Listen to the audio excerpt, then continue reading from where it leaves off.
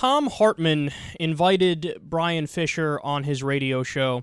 Fisher, of course, has been crowing for the past few days in support of torture.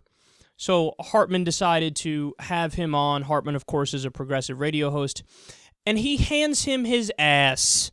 So I was a little surprised, Brian, when I read this, Jesus would support the use of torture, and that you said, and I quote, liberals would drag the Bible's heroes before the courts at Nuremberg and charge them with crimes against humanity.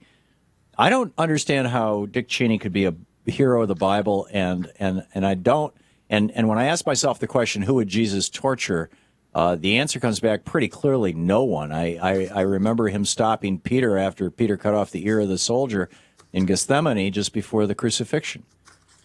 Well, the enhanced interrogation techniques are not torture. Oh, come on. Don't try and peddle that nonsense, Brian. They're perfectly legal. Nobody in the world is buying that.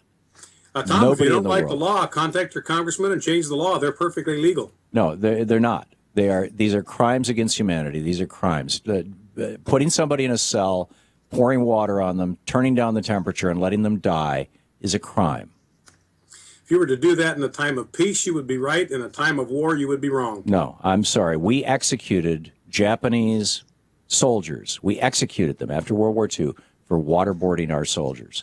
We called it a war crime. It was a war crime. That was in the 1950s. We executed Filipino soldiers in 1904, in 1901 for waterboarding our American soldiers in 1899 during the Spanish-American War. We have always defined these things as crimes. But that, Brian, we can have this he said, she said all day long. Who would Jesus torture in your world? Enhanced interrogation techniques are not torture. So who would Jesus rectally feed? Enhanced interrogation techniques, Tom, are not torture. If you right, I didn't use the word torture. Who would Jesus rectally feed? Enhanced interrogation techniques are not torture. And I Tom, didn't use the word torture, Brian. Who would Jesus rectally feed? The Bible permits things in a time of war that it does not permit in a time of peace.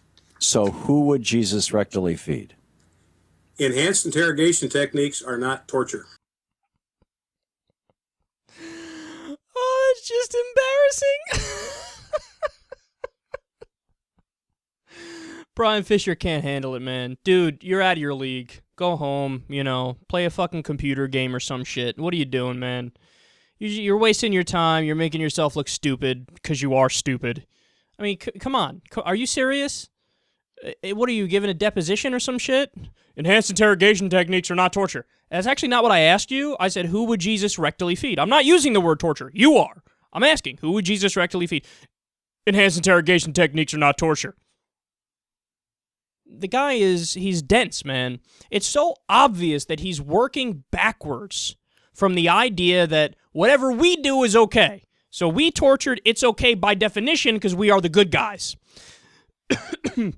Excuse me. That is a very, very un-Jesus-like idea. Now, it's certainly true that the Old Testament is full of brutality and genocide and craziness, and God is a psychopath. There's no doubt about that.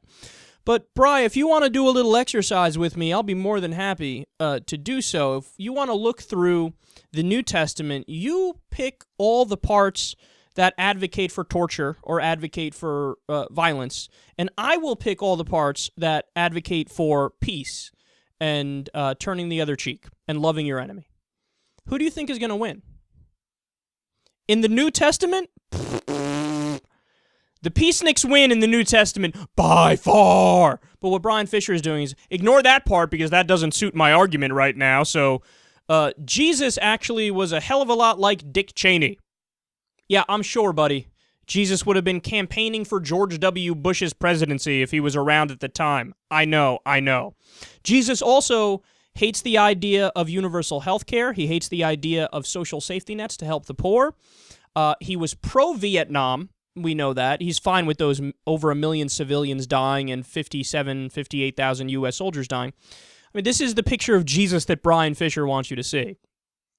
He's actually, well, what we did wasn't torture. It wasn't torture. because Dick Cheney told me so. It wasn't torture. Really? Did you read the report? Because the report makes clear that we, in fact, did torture.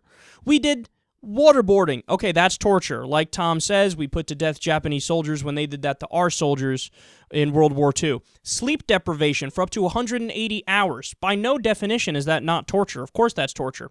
Hypothermia. We gave guys hypothermia on purpose. One person died, and the person who died was innocent. That's, of course, torture. Insect torture we did. We did anal rape. The rectal feeding he's referring to, that's anal rape. Oh, that's not torture. They liked it. It was consenting. Oh, my God. Just stop making an ass of yourself, man. And for the love of God, have some humanity. 26 of the people, at least, were innocent. At least. That's what they're admitting to. I think it's much higher than that, because when you read the story of how a lot of people went to Guantanamo Bay, you realize most of the people there are totally innocent. The Pakistani government rounded people up and shipped them off to Guantanamo. They didn't check to see whether they're al-Qaeda or not. They just took their political enemies and shipped them off.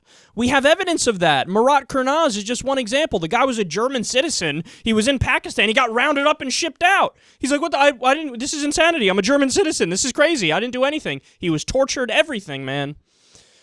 So Fisher, man, he's just an embarrassment.